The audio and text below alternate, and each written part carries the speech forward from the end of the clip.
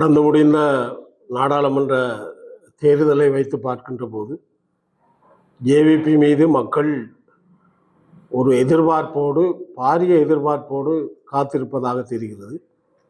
அந்த வகையிலே சிங்கள மக்கள் அந்த எதிர்பார்ப்பு பெரிய அளவிலே ஜேவிபி மீது வைத்திருந்தாலும் கூட எங்களுடைய வடக்கு கிழக்கிலே குறிப்பாக வடக்கிலே அந்த அலை இங்கேயும் ஒரு பாதிப்புக்குள்ளாகின்ற ஒரு நிலை காணப்படுகிறது.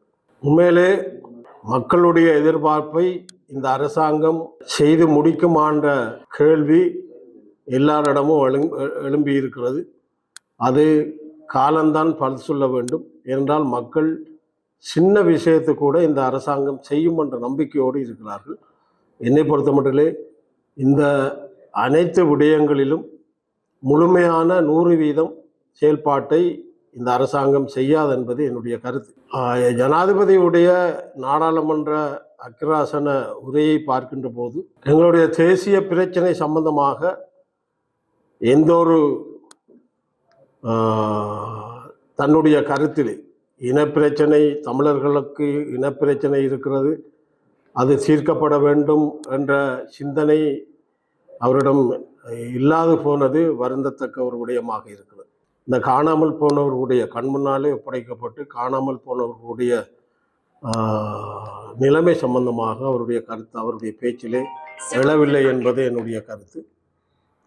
அந்த வகையிலே ஒட்டுமொத்தமாக அவருடைய உரையை பார்க்கின்ற போது தமிழர்களுடைய எதிர்காலம் இந்த ஐக்கிய இலங்கைக்குள்ளே எல்லாரும் ஒரே இனம், ஒரே மக்கள் என்று சொல்லுகின்ற அந்த தன்னுடைய ஒட்டுமொத்த வேதாந்தத்தை சொல்லுகின்ற இலங்கையர்கள் என்று சொல்லுகின்ற அடிப்படையிலே தான் அவருடைய செயல்பாடுகள் இருக்கிறது. எங்களை பொறுத்த மட்டிலே பல விலைகளை கொடுத்திருக்கிறோம். இப்பொழுதும் பலிகளை சுமந்து கொண்டு சென்றிருக்கின்றோம். ஆகவே எங்களுடைய இந்த இனப்பிரச்சனை தீர்வு என்பது தீர்க்கப்பட வேண்டிய ஒரு விடயம். அதிலே இந்த அரசாங்கம் என்ன சிந்தனையை கொண்டிருக்கிறது என்பதை திட்டத்தெளிவாக சொல்ல வேண்டும்.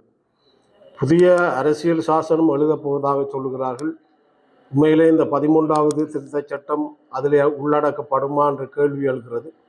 அதுவும் இல்லாது போகின்ற வாய்ப்புகள் தான் கூடுதலாக இருப்பதாக வெளியிலே பேசப்படுகிறது.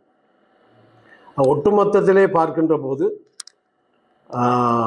எங்களுடைய நாட்டிலே இருக்கின்ற விவசாயத்துறை, மீன்பிடித்துறை இப்படி இருக்கின்ற சூழல்களை தன்னுடைய கவனம் செலுத்துவதாக சொன்னாலும் கூட அது எந்த அளவிற்கு நடைமுறைப்படுத்தப்படும் என்பது கேள்விக்குறியான விடயம். என்றால் பொருளாதார ரீதியாக இன்னும் எங்களுடைய நாடு முன்னேற்றகரமான செயல்பாட்டை காணவில்லை. இவ்வளவு வாழ்க்கையை தொலைத்து, உடைமைகளை தொலைத்து, உயிர்களை அர்ப்பணித்த எங்களுடைய தேசத்தினுடைய மக்களுடைய இனப்பிரச்சனை சார்ந்த விடயங்களிலே மௌனம் சாதிப்பதாகத்தான் தெரிகிறது. ஆகவே வடக்கு கிழக்கை பொறுத்த மட்டிலே இன்றைக்கு பரவலாக பேசப்படுகின்ற விடயம் இந்த இனப்பிரச்சனை தீர்வு என்பது தேவையற்ற ஒரு விடயமாக இருப்பதாகத்தான் தென்னிலங்கையிலே ஏன் ஜேவிபி கூட பிரச்சாரத்தை மேற்கொள்கிறார்கள். எங்களை பொறுத்த மட்டிலே அதை நாங்கள் ஒரு காலம் அனுமதிக்க முடியாது. எங்களுடைய இனப்பிரச்சனைக்கு தீர்வு வேண்டும். நான் ஏற்கனவே சொன்னது போல ஜேவிபி ஒரு கம்யூனிஸ்ட் சித்தாந்தத்தோடு செயல்படுகிற கட்சி அல்ல. அது சிங்கள தேசியவாதத்தோடு செயல்படுகின்ற கட்சியாகத்தான் அது நாடளவிலே மாறப்போகிறது.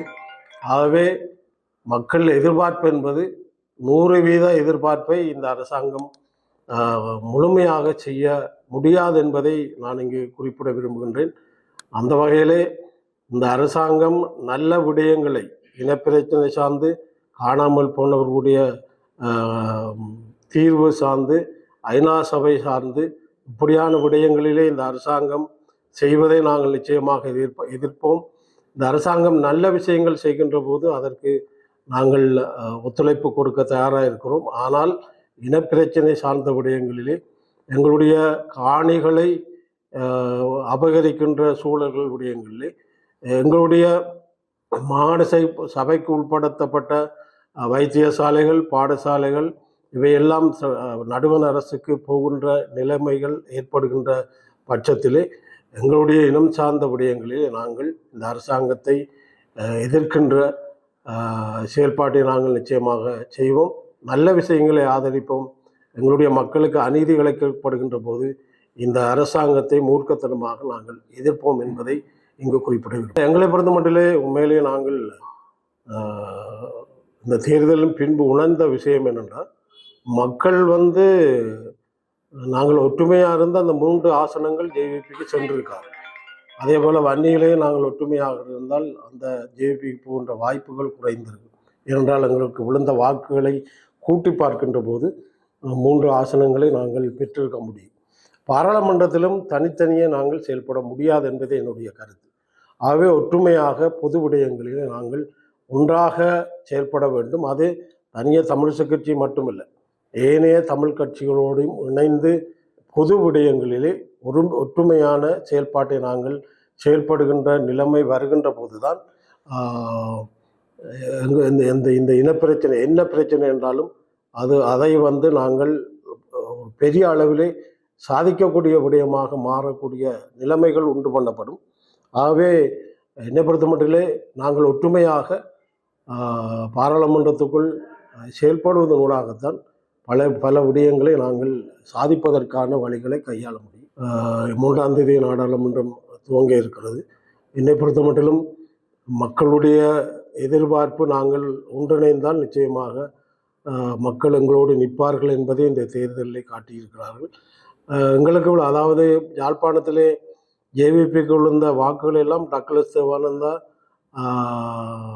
அங்கேன் ராமநாதன் அவர்களுடைய வாக்குகள் தான் அவர்களுக்கு சென்றதை ஒழிய எங்களுடைய மக்கள், தமிழ் மக்களுடைய தேசத்தை நேசிக்கின்ற மக்களுடைய வாக்குகள் செல்லவில்லை என்பதை நான் இங்கு குறிப்பிட விரும்புகின்றேன். அதே போல் வன்னியில். எனவே நாங்கள் இந்த விடயத்திலே இனிவரும் காலங்களிலே நாங்கள் ஒன்றிணையவில்லை என்றால் ஒட்டுமொத்த வடக்கு கிழக்கிலும் இந்த ஜேவிபியினுடைய ஆளுமை படிப்படியாக மாறுகின்ற சந்தர்ப்பத்தை நாங்கள் உண்டு பண்ணுகின்ற ஒரு சூழலை உருவாக்கிய தவறை நாங்கள் விடப்போகிறோம். ஆகவே அந்த நிலைமையை மாற்றி நாங்கள் ஒற்றுமையாக இனியாவது ஒற்றுமையாக நாங்கள் செயல்பட வேண்டும் என்பதிலே என்னை பொறுத்த மட்டிலே நான் அதிலே கவனமாக அதை செயல்படுத்த வேண்டும், ஒற்றுமையாக வர வேண்டும் என்பதிலே முனைப்பு காட்டுகின்ற ஒருவன். அந்த வகையிலே அதை செய்வதற்கு நாங்கள் தயாராக இருக்கிறோம். மக்களும் அதைத்தான் எதிர்பார்க்கிறார்.